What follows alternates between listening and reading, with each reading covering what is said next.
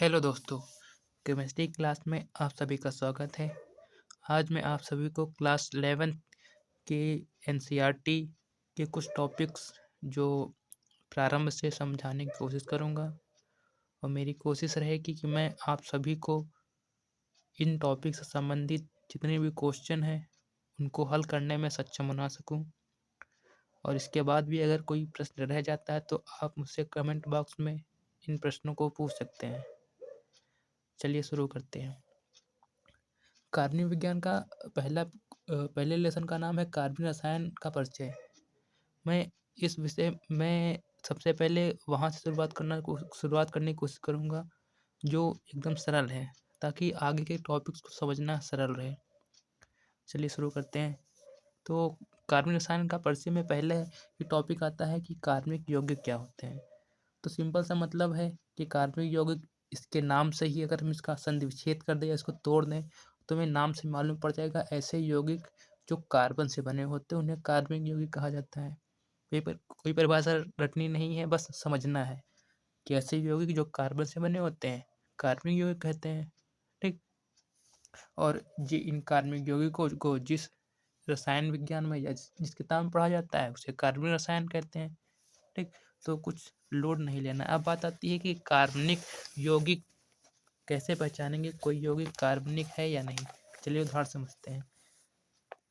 मैंने कहा कि ऐसे यौगिक जो कार्बन से बने होते हैं उन्हें कार्बनिक यौगिक कहते हैं। मतलब ऐसे यौगिक जिसमें कार्बन यानी कि सी, हमें जहाँ भी कहीं सी दिखाई पड़ जाए तो हमें समझ जाना है कि वो कौन सा यौगिक है, कार्बनिक यौगिक। कोई भी हो सकता है, जैसे C6H6 जिसे बेंजीन कहते हैं। ऐसे ही कोई और भी C2H5OH, इसका नाम क्या होता है, एथिल अल्कोहल। इसी का CH3OH, मेथिल अल्कोहल। ये अलग से टॉपिक है, इनको हम आगे पढ़ेंगे, आगे अलग अलग कक्षाओं में पढ़ेंगे। ठीक। तो ऐसे कार्बनिक यौगिक जिनमें हमें कार्बन दिखाई पड़े, ठीक, वैसे उस प्रकार के यौगिकों को कार्बनिक यौगिक कहते हैं। ठीक। अब बात आती है कि कार्बनिक यौगिक है, इनके गुण क्या होते हैं। इसमें साफ में आप इन नोट से, मैंने कोशिश की है इन नोट्स में ज़्यादातर चीज़ें कवर कर ली जाए और जो नहीं हो सकती हैं उनको समझा दिया जाए। तो सबसे पहली बात है कार्बनिक यौगिक के गुण क्या होते हैं। कैसे हम बताएंगे कि कार्बनिक यौगिक कैसे दिखते हैं, उनमें क्या क्या विशेषताएं पाई जाती हैं। तो सबसे पहली बात, जो कार्बनिक यौगिक की संख्या है वो अन्य तत्वों की तुलना में बहुत अधिक होती है। अब बात आती है कि ये कैसे जाना कि हमने कि बहुत सारे कार्बनिक यौगिकों की संख्या अन्य यौगिकों से अधिक होती है।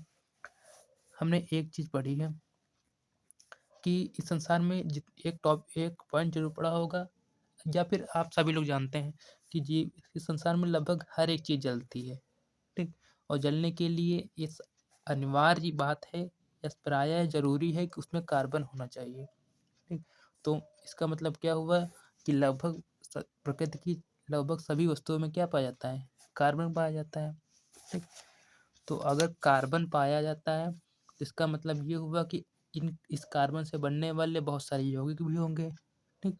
तो इससे क्या स्पष्ट होता है कि इस संसार में कार्बनिक यौगिक की संख्या क्या होगी, बहुत ज़्यादा होगी, क्योंकि वो लगभग हर पदार्थ में पाया जा रहा है। तो फिर इसके लिए बहुत सारे अलग अलग ग्रुप बनने की संभावना भी बहुत ज़्यादा है। इसलिए इससे स्पष्ट होता है क्या, कार्बनिक यौगिकों की संख्या अन्य सभी तत्वों की संख्या से क्या होती है, अधिक होती है। दूसरा पॉइंट, जो कार्बनिक यौगिक होते हैं उनकी खुली श्रृंखला यौगिक और कार्बन की बंद श्रृंखला यौगिक प्रकार के होते हैं। इसका मतलब क्या हुआ, देखिए कार्बनिक यौगिक बहुत सारे होते हैं। अब यौगिक की ये पॉइंट फिर से पढ़ रहा हूँ मैं। कार्बनिक यौगिक कार्बन की खुली श्रृंखला यौगिक व कार्बन की बंद श्रृंखला यौगिक प्रकार के होते हैं। अब बात आती है कि कार्बनिक के खुली श्रृंखला यौगिक क्या होते हैं। देखिए, खुली श्रृंखला का मतलब कार्बन एक सीधी रेखा में ऐसे जुड़े हों। मतलब आप ये कह सकते हैं कि कार्बनिक यौगिक जुड़े हों, उनमें और भी कार्बनिक यौगिक जुड़ने की संभावना पाई जा रही हो। तो ऐसे कार्बनिक यौगिकों की जो चेन होगी उसको कहा जाएगा खुली श्रृंखला यौगिक। कार्बन की खुली श्रृंखला यौगिक। समझ में आया। मैं एक बार फिर से रिपोर्ट करता हूँ। ऐसे कार्बनिक यौगिक जिसमें कार्बन की और जुड़ने की संभावना रहती है। ठीक, आगे और चेन बन सकती है, जैसे कि ये कार्बनिक यौगिक है, इसमें हम आगे चाहे और जोड़ सकते हैं कार्बनिक। ठीक, लेकिन इसकी अपेक्षा अगर हम एक ये कार्बनिक यौगिक लें,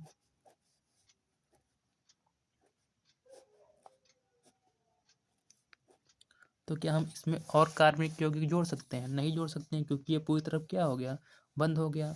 फिर से एक बार मैं दिखा रहा हूँ, अगर मैं ऐसा कोई कार्बनिक यौगिक लूँ,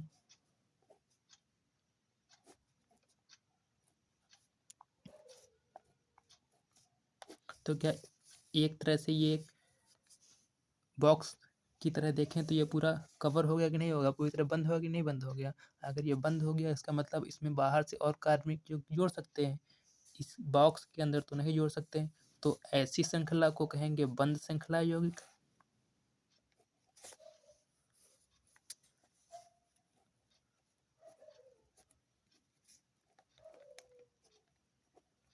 और इस प्रकार की कार्बनिक यौगिकों की श्रृंखला को कहेंगे खुली श्रृंखला के यौगिक।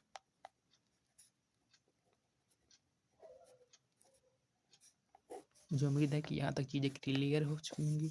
अब अगला पॉइंट है, जो कार्बनिक यौगिकों की संख्या है कार्बन कार्बन के संकलित होने के गुण के कारण ही होती है। अभी मतलब कि अभी मैंने कहा कि पहला पॉइंट हमने पढ़ा कि जो कार्बनिक यौगिक हैं अन्य यौगिकों की संख्या से अधिक होते हैं। अब इसका कारण यहाँ पर एक और दिया गया है। क्यों? हमें ये पता है, हमने अभी पढ़ा है कि जो कार्बन की खुली श्रृंखला यौगिक है उसमें और अधिक कार्बन जुड़ सकते हैं। ठीक, तो और अधिक जुड़ सकते हैं, इसका मतलब क्या हुआ कि जो कार्बनों की अधिक संख्या पाई जा रही है वो इसलिए पाई जा रही है क्योंकि खुली श्रृंखला के यौगिक प्रकृति में पाए जा रहे हैं। और खुली श्रृंखला यौगिक की विशेषता यह होती है कि उसमें और अधिक कार्बन जोड़े जा सकते हैं, इसलिए प्रकृति में कार्बनिक यौगिकों की संख्या अधिक पाई जाती है। ठीक, तो यहाँ पे एक एमसीक्यू टाइप क्वेश्चन बन सकता है ये, कि प्रकृति में जो कार्बनिक यौगिक हैं उनकी अधिक संख्या किस लिए पाई जाती है? इसलिए पाई जाती है क्योंकि प्रकृति में खुली श्रृंखला के यौगिक पाए जाते हैं। अगर प्रकृति में केवल बंद श्रृंखला के यौगिक, जो हमने यहाँ पे उदाहरण से समझा, अगर पाए जाते हो तो कार्बनिक यौगिकों की संख्या बहुत अधिक ना होकर एक सीमित मात्रा में होती। आई होप कि आपको यहाँ तक समझ में आया होगा। अब अगला पॉइंट है, जो कार्बनिक यौगिक हैं उनका स्रोत पेट्रोलियम तथा सजीव पदार्थ होते हैं। हमें पता है कि पेट्रोलियम एक ज्वलनशील पदार्थ है। पेट्रोलियम एक ज्वलनशील पदार्थ है और जितने भी सजीव होते हैं वो सभी क्या सकते हैं, जल सकते हैं। तो इसका मतलब क्या हुआ, जो कार्बनिक यौगिक होंगे ऐसी चीज़ों में पाए जाएंगे जो बहुत ज़्यादा ज्वलनशील होंगे, या फिर अभी हमने शुरुआत में मैंने कहा था कि प्रकृति में जितने भी तत्व हैं या फिर जितने पदार्थ पाए जाते हैं उनमें कार्बनिक यौगिक उपस्थित ही होता है। ठीक, तो कार्बनिक यौगिकों का मुख्य स्रोत कौन सा होता है? पेट्रोलियम, या फिर सजीव पदार्थ या कोई भी पदार्थ जो प्रकृति में पाए जाते हैं लगभग सब में क्या पाता है? कार्बनिक यौगिक। अब अगली बात आती है, जो कार्बनिक यौगिक है वो कहाँ से बने हैं? अभी हमने पढ़ा जो कार्बनिक यौगिक होते हैं कार्बन से बने होते हैं। ठीक, तो कार्बन से बने होते हैं तो जरूरी है कि भाई हम कार्बन के बारे में कुछ जान लें। अब इसके बारे में विस्तार से तो हम आगे पढ़ेंगे, यहाँ पर बस थोड़ा जान लें। कार्बन को लिखते हैं C से। ठीक, इसका परमाणु क्रमांक होता है 6, परमाणु भार होता है 12। ठीक, अब परमाणु क्रमांक परमाणु भार जिनको नहीं पता है वो सुन ले एक बार। जो परमाणु क्रमांक होता है उसको नीचे लिखा जाता है, परमाणु भार को ऊपर लिखा जाता है। और बेसिक में जाने चाहे तो जान सकते हैं कि परमाणु क्रमांक कहते किसे गए हैं। एक जो कार्बनिक यौगिक होता है, ठीक, कार्बनिक यौगिक हो या अकार्बनिक यौगिक हो, उसमें जो उपस्थित प्रोटॉनों की संख्या होती है,